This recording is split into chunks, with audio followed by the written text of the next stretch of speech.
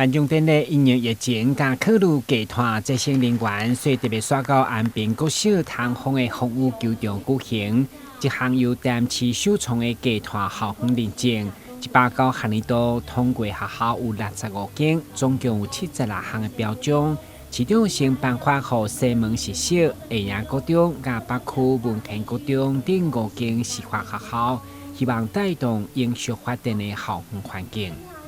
那人类光是加高堤防挖深河道垫高建筑这个部分永远比不过大自然的反复，所以能够这个把碳消耗能够减少，建立低碳的城市，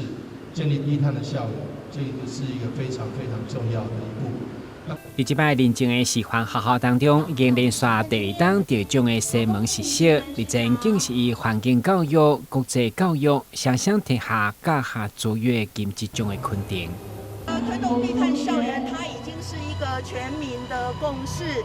那么当然有一些少部分的家长或者是小朋友是我们必须要去提醒的。那也因为我们学校的落实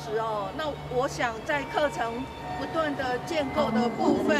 我们要跟着新课纲不断的在翻新，还有设计，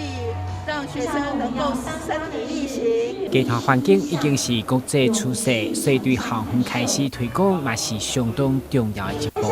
但新闻管及采访报道。